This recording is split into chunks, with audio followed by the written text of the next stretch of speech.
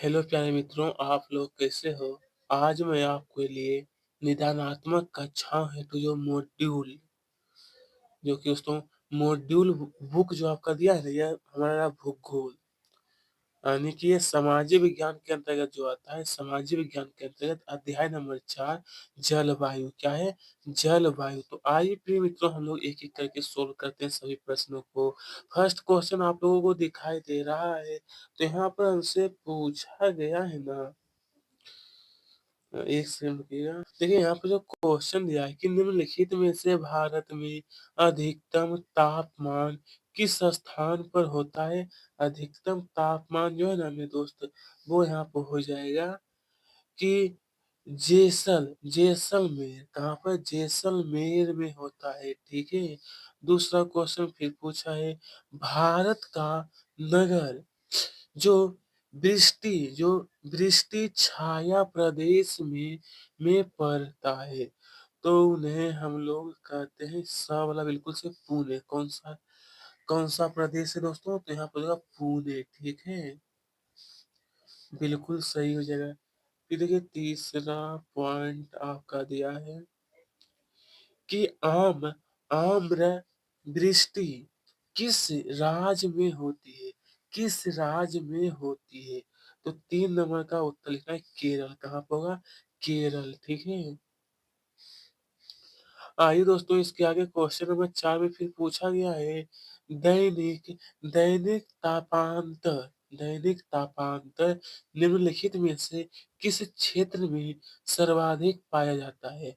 सर्वाधिक पाया जाता है, तो यहाँ देखिए 4 का जो आंसर होगा वो होगा थार मरुस्थल। मेरे दोस्त यहाँ पे लिखना है थार मरुस्थल हो जाएगा, ठीक है। इसके आगे देखेंगे नंबर 5 में पूछा है कि शीतकालीन मानसून वर्षा किस राज्य में नहीं होती है? आखिरकार कौन से राज्य में दोस्तों? तो आप सभी को उत्तर हो जाएगा। उत्तर जो होगा वो होगा कर्नाटक। क्या लिखना है? कर्नाटक, ठीक है।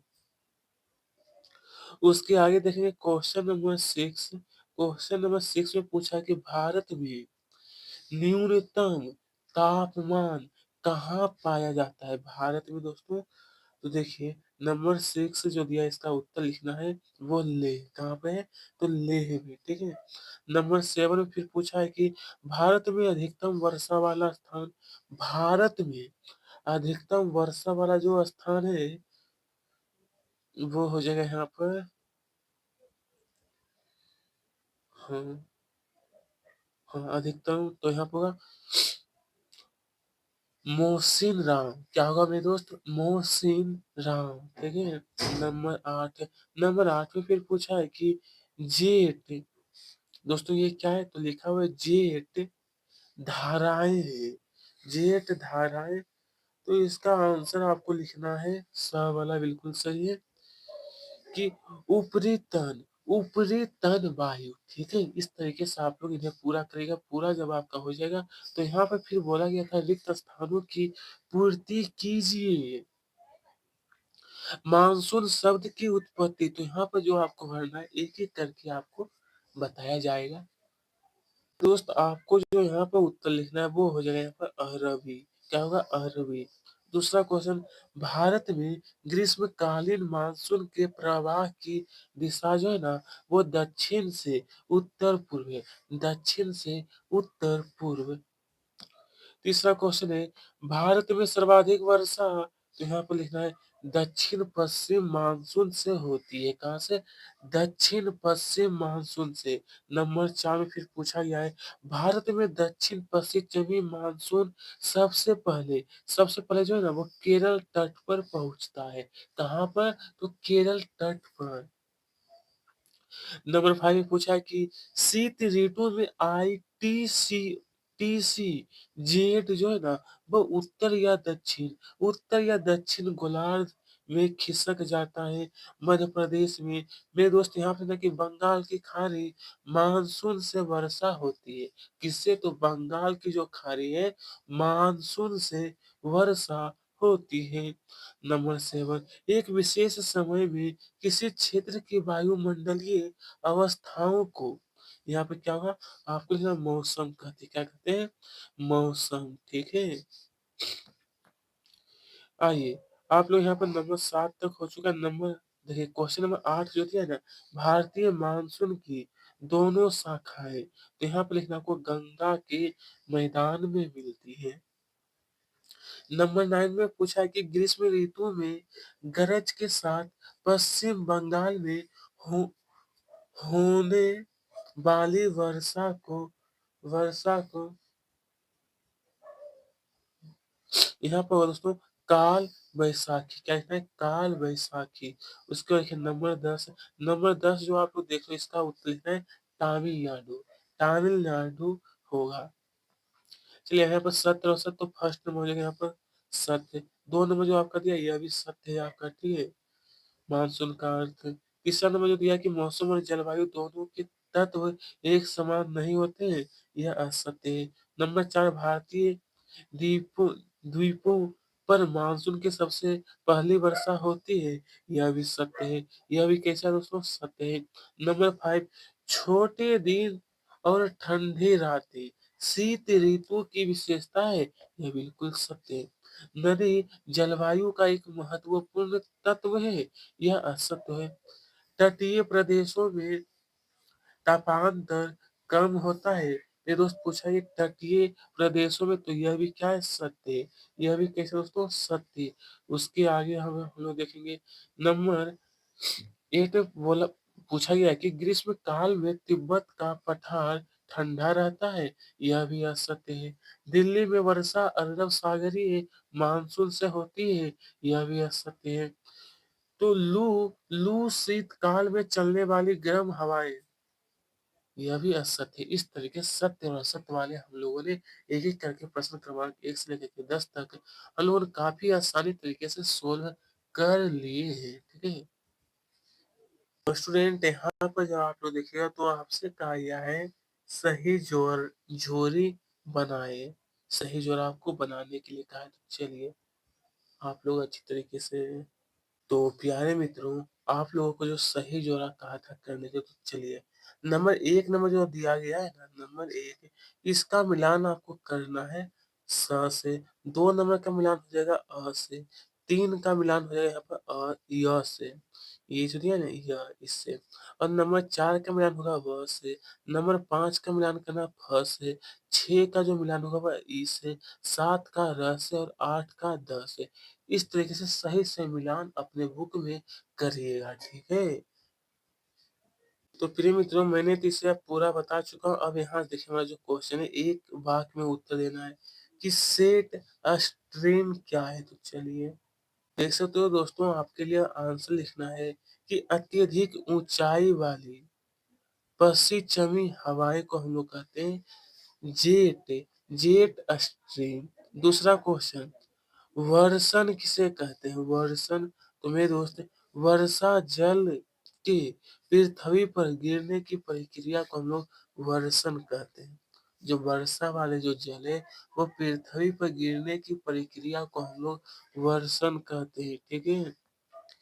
शीत लहर क्या है? तो शीत ऋतु की सर्द हवाएं को हम लोग कहते हैं। नंबर 4 में फिर पूछा है कि महावट किसे कहते हैं आखिरकार? तो मेरे दोस्त उत्तर होगा भारत में शीतकालीन वर्षा को हम लोग महावट कहते हैं। फिर देखिए नंबर 5 में पूछा है कि एल एल नीनो क्या है? आखिरकार एल नीनो, तो मेरे दोस्त उत्तर लिखना है कि एल नीनो प्रशांत महासागर में गर्म जलधारा की असामान्य स्थिति है जो वैश्विक मौसम पर प्रभाव डालती है। कहाँ पर? तो वैश्विक मौसम पर क्या करती है? तो प्रभाव डालती है, ठीक है? ठीक है। उसके बाद दोस्तों पूछा कि मानसून विराम क्या है? आखिरकार मानसून विराम, उत्तर मानसून के दौरान वर्षा के बीच होने वाले सूखे समय को मानसून विराम कहते हैं। क्या कहते हैं? वर्षा के बीच होने वाले सूखे समय को हम लोग मानसून विराम कहते हैं। भारत में कौन कौन से जलवायु कटिबंध है? मेरे दोस्त भारत में उष्ण कटिबंध है, मानसूनी, शुष्क और पर्वतीय पर्वतीय जलवायु क्षेत्र बंद है। ठीक है? ठीक है? इसके आगे देखते हुए दोस्त, इसके आगे जो क्वेश्चन दिया है, अरब सागरीय मानसून शाखा से वर्षा प्राप्त करने वाले राज्यों के नाम। तो देखिए यहाँ पर केरल हो जाएगा, कर्नाटक हो गया, गोवा, महाराष्ट्र और गुजरात। ठीक है? उसके बाद देखिए क्वेश्चन नंबर 9 में पूछा गया मेरे दोस्त, हमसे जो क्वेश्चन है वो ये पूछा गया था कि 200 सेंटीमीटर से अधिक वर्षा वाले स्थान के नाम। एक हो जाएगा मेघालय, यानी कि मोहसिन राम और चेरापूंजी, अंडमान निकोबार द्वीप समूह। ठीक है? उसके बाद देखेंगे क्वेश्चन नंबर 10 में मेरे दोस्त पूछा गया कि भारत की प्रमुख 4 ऋतु, आखिरकार भारत की प्रमुख 4 ऋतु कौन-कौन सा है? तो उत्तर लिखना है ग्रीष्म, वर्षा, शरद और शीत ऋतु। ग्रीष्म, वर्षा, शरद और शीत ऋतु।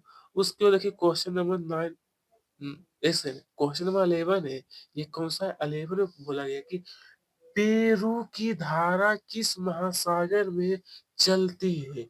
मेरे दोस्त उत्तर जो लिखना है ना कि पेरू की धारा प्रशांत महासागर में चलती है। कहाँ पर? तो प्रशांत महासागर में। अब देखिए मालाबार तट पर किन पवनों से वर्षा होती है? ये दोस्त उत्तर होगा मालाबार तट पर दक्षिण पश्चिम मानसूनी मानसूनी पवनों से वर्षा होती है। फिर यहाँ पर देखिए अगला आगे का जो क्वेश्चन रहा वो ये है, अति लघुत्तरीय में कि भारत की जलवायु को प्रभावित करने वाले कारक कौन-कौन से हैं? कौन-कौन से हैं? उत्तर होगा कि भारत की जलवायु को प्रभावित करने वाले कारक अक्षांश, वायु दाब एवं पवन, समुद्र से दूरी, महासागरीय धाराएँ एवं उच्चावच लक्षण आदि। दूसरा क्वेश्चन, भारत के किस भाग में दैनिक तापांतर अधिक होता है? क्या चीज़ दोस्तों? तो बोला गया है ना हमसे कि भारत में किस भाग में? उत्तर होगा भारत के मरुस्थल में दैनिक तापांतर अधिक होता है क्योंकि रेत दोपहर में अत्यधिक गर्म एवं रात में अत्यधिक ठंडी हो जाती है। रात में क्या होती है? अत्यधिक ठंडी हो जाती है। देखिए नंबर 3 में पूछा कि कोरिया कोरियालिस बल किसे कहते हैं? उत्तर लिखना मेरे दोस्त, पृथ्वी के घूर्णन के कारण उत्पन्न आभासी बल को कोरियालिस बल कहते हैं। कौन सा बल? कोरियालिस बल कहते हैं। फिर पूछा गया यहाँ पर मौसम और जलवायु में अंतर क्या है? तो देखिए क्या होता है कि मौसम जो दोस्तों ना कि घंटों-घंटों, दिन-प्रतिदिन में ये मौसम जो है, वो क्या होता है बदलते रहता है, ठीक है? तो इससे हो गया, उसके बाद देखिए, फिर क्या है कि लंबे समय अवधि यानी 30 वर्ष से अधिक मौसम की अवस्थाओं तथा विविधताओं का कुल योग जलवायु कहलाता है। इसी प्रकार से यहाँ पर प्रश्न 5 में पूछा है, हिमालय का भारत की जलवायु पर क्या प्रभाव पड़ता है? हिमालय का भारत की जलवायु पर तो मेरे दोस्त उत्तर हुआ हिमाचल प्रदेश सॉरी हिमालय, यहाँ पे लिखा हुआ है हिमालय मध्य एशिया से आने वाली ठंडी हवाओं को भारतीय उपमहाद्वीप में प्रवेश करने से रोकता है, जिससे भारत में मध्य एशिया की तुलना में ठंड कम पड़ती है। ठंड क्या होती है? तो काफ़ी कम पड़ती है। तो अब यहाँ पे देखिएगा दोस्तों क्वेश्चन पूछा गया था लघुत्तरीय में राजस्थान की जलवायु उष्ण शुष्क होने के क्या कारण है? संक्षिप्त में मेरे दोस्त संक्षिप्त में कहा है लिखिए। उत्तर लिखना पहला पॉइंट होगा वर्षा औसत वार्षिक वर्षा 25 सेंटीमीटर से कम। दूसरा पॉइंट तापमान संपूर्ण क्षेत्र यानी रेगिस्तानी क्षेत्र है।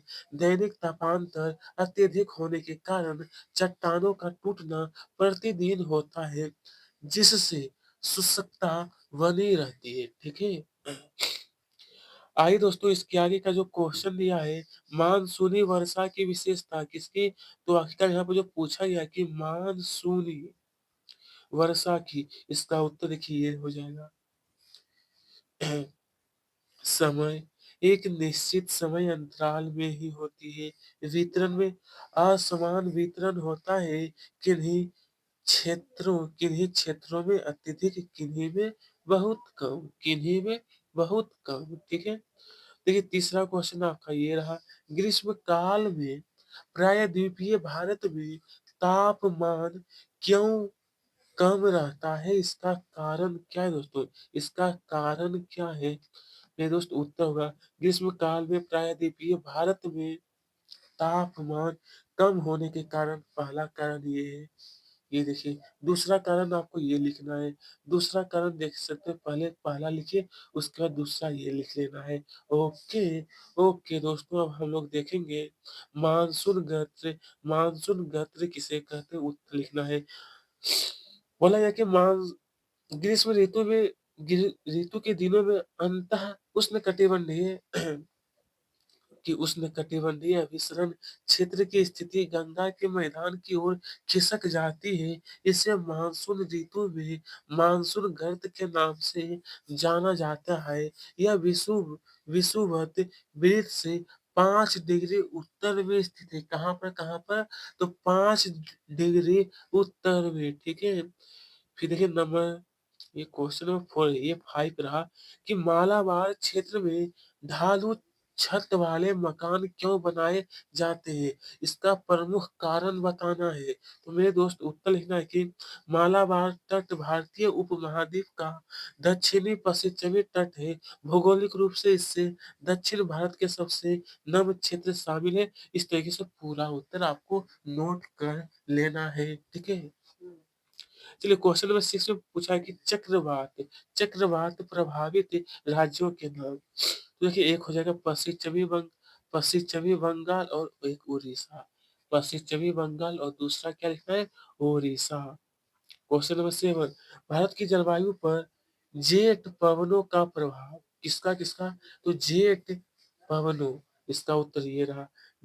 जेट धाराओं के पश्चिमी प्रभाव के द्वारा देश के उत्तर पश्चिम उत्तर पश्चिमी भाग में पश्चिमी चक्रवाती विक्षोभ आते हैं। इसके कारण उत्तर भारत में शीत ऋतु में वर्षा होती है, ठीक है? ये है दोस्तों क्वेश्चन नंबर 8, भारत में अधिकतर वर्षा साल के कुछ महीनों में ही होती है। इसका कारण क्या है? देखिए पहला कारण ये रहा आपका, पहला कारण अनिश्चित मानसून का समय जून से आरंभ से मध्य सितंबर तक होता है। भारतीय भौतिक स्वरूप के अलग होने के कारण वर्षा सभी क्षेत्रों में असमान रूप से होती है, ठीक है? उसके बाद ये दूसरा पॉइंट आपको फिर से नोट कर लेना है। ओके दोस्तों, क्वेश्चन नंबर 9 में फिर बोला गया है कि उत्तर भारत में पूर्व से पश्चिम की ओर वर्षा की मात्रा क्यों घटती जाती है? इसका कारण, तो पहला कारण ये रहा दोस्तों, बंगाल की खाड़ी को मानसून शाखा अराकान पहाड़ियों में रुकावट पाकर अपनी दिशा बदल देती है। दूसरा कारण आपको ये लिखना है, ठीक है? और तीसरा कारण चाहे तो लिख भी सकते हैं, अन्यथा आप इन्हें छोड़ भी सकते हैं, आपकी इच्छा। तीसरा कारण अगर आपकी इच्छा है तो लिखिए, अन्यथा छोड़ भी सकते हैं, ठीक है? उसके बाद क्वेश्चन नंबर 10 देखते हैं, भारतीय उपमहाद्वीप में वायु की दिशा में मौसमी परिवर्तन क्यों होता है? क्यों होता है दोस्तों? तो ये रहा आंसर आपका। देखिए भूगोल में तो क्या थोड़े से आंसर जो है बड़ा-बड़ा बताया गया है। ये पूरा आंसर मेरे दोस्त आपको सही-सही नोट नोट कर लेना है। आइए स्टूडेंट इसके आगे का क्वेश्चन देखते हैं। जुलाई में तिरुवनंतपुरम की अपेक्षा मुंबई में अधिक वर्षा क्यों होती है?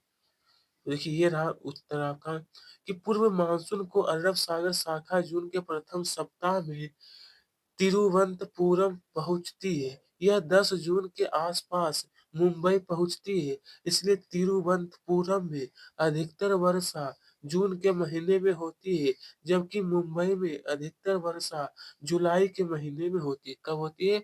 जुलाई के महीने में।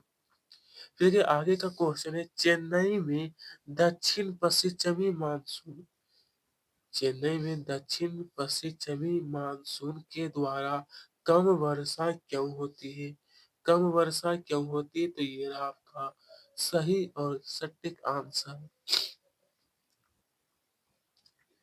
तो चलिए अब यहाँ पे फिर पूछा कि कोलकाता में जुलाई में जून से अधिक वर्षा क्यों होती है? विपरीत शिलांग में जून में जुलाई से अधिक वर्षा क्यों होती है? तो देखिए दोस्तों, इसका उत्तर ये लिख लेना है। ठीक है, ज्यादा बड़ा नहीं है, ज्यादा बड़ा नहीं है। ठीक है, अब देखिए फिर पूछा कि राजस्थान में घरों की दीवार मोटी तथा छत चपटी क्यों होती है? तो आप लोग भी जानते हैं कि राजस्थान में काफी गर्मी होती है। क्या ये तो आपको भी पता है? इसलिए दोस्तों क्या होता है कि राजस्थान में मौसम अत्यधिक गर्म होता है और वर्षा बहुत कम होती है। राजस्थान का कुछ हिस्सा रेगिस्तान से ढका हुआ है। घरों की मोटी दीवार लोगों को दिन में बाहर की अत्यधिक गर्मी और रात्रि के समय बाहर को अत्यधिक ठंड से बचाती है। ठीक है, यही कारण है। ठीक है, ये पूरा नोट करिए आप लोग। अब देखिए क्वेश्चन नंबर 50 में पूछा कि तराई तराई क्षेत्र तथा गोवा एवं एवं मेघलोर में ढाल वाली छतें क्यों होती है? ढाल वाली छतें, दोस्तों ये रहा आपका उत्तर। तराई क्षेत्र तथा गोवा एवं मंगलोर में ढाल वाली छतें होती है, क्योंकि इन क्षेत्रों में मानसून के दौरान बहुत वर्षण होता है। जब छतें ढलान वाली होती है तो छतों से वर्षा का पानी बहकर नीचे आ जाता है, जहां से वह पानी जमीन के अंदर चला जाता है। उसे भविष्य में प्रयोग के लिए इकट्ठा कर लिया जाता है। ठीक है, आइए क्वेश्चन नंबर 60 में फिर पूछा है, तमिलनाडु तट पर शीत ऋतु में वर्षा होने के कारण। तो देखिए कुछ कारण मैं आपको बता देता हूँ। पहला कारण ये है कि पीछे हटते मानसून की ऋतु सितंबर से आरंभ हो जाती है। दूसरा कारण ये है, तीसरा कारण ये है, जिस समय ये पवनें बंगाल की खाड़ी पर पहुंचती है तो वहां से आर्द्रता ग्रहण कर लेती है। उसको देखिए, आपको क्या करना है दोस्तों, ज़्यादा कारण नहीं, बस 3 कारण लिखिए। कम से कम 3 लिखिए, इतना ही तो बहुत है। इतना ही तो बहुत है। एग्ज़ाम में क्या है, इतना भी लिखे तो बहुत रहेगा। अगर आपकी इच्छा है तो मैं तो बता ही दूँगा। देखिए, चौथा पॉइंट ये 5वां रहा, फिर और भी दिया, ये छठा पॉइंट रहा आपका। उसका देखिए क्वेश्चन नंबर 17 नंबर जो 17वां प्रश्न है, पूर्वी तट के डेल्टा वाले क्षेत्र में प्रायः चक्रवात क्यों आते हैं? देखिए ये आपका निम्न कारण है, इसका निम्न कारण है। पहला कारण ये रहेगा दोस्तों, ये चक्रवात सामान्यतः भारत के पूर्वी तट को पार करते हैं, जिसके कारण व्यापक एवं भारी वर्षा होती है। दूसरा कारण ये लिख लेना है। ठीक है, दूसरा कारण और भी देखिए कारण दिया गया है। ये रहा हमारा तीसरा कारण। ये रहा चौथा कारण। कभी-कभी ये चक्रवात ओडिशा, पश्चिम बंगाल एवं बांग्लादेश के तटीय क्षेत्रों में भी पहुँच जाते हैं। और ये रहा 5वां पॉइंट। ओके दोस्तों, अब चलिए आगे देखते हैं। भारत में होने वाली मानसूनी वर्षा एवं उसकी विशेषताएँ लिखिए। होने वाली मानसूनी वर्षा और उनकी विशेषता। तो देखिए, पहला, जून के आरंभ में उत्तरी मैदानों में निम्न दाब की अवस्था तीव्र हो जाती है। दूसरा पॉइंट ये रहा आपका। दूसरा पॉइंट में आपको ये लिख लेना है। ठीक है, और देखिए तीसरा पॉइंट, ये चौथा पॉइंट आपका दिया है। ज्यादा नहीं लिखना है, 3 से 4 लिखिए, इतना ही बहुत है।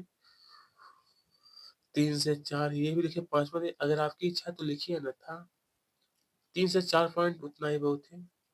चलिए, तिरुवनंतपुरम तथा शिलांग में सिलाई की अपेक्षा जून में अधिक वर्षा क्यों होती है?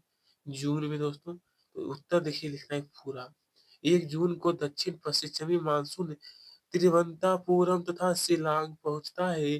तिरुवनंतपुरम में वर्षा अरब सागर के कारण, जबकि मतलब ऊपर वाला हो चुका है तो आप लोग ये भी लिखिएगा, ये पूरा ठीक है। मैं आशा करता हूँ आप सबको कहीं पर अगर कोई समस्या है तो आप हमें कमेंट करके ज़रूर बोलिएगा, बताइएगा और साथ में यह आपको वीडियो किस प्रकार का लगा वो भी बताना। तो धन्यवाद, इसी वीडियो के साथ हम लोगों ने पूरा समाप्त कर लिए हैं अध्याय नंबर 4। अगले वाले वीडियो में हम लोग अध्याय 5 को लेकर के आएँगे।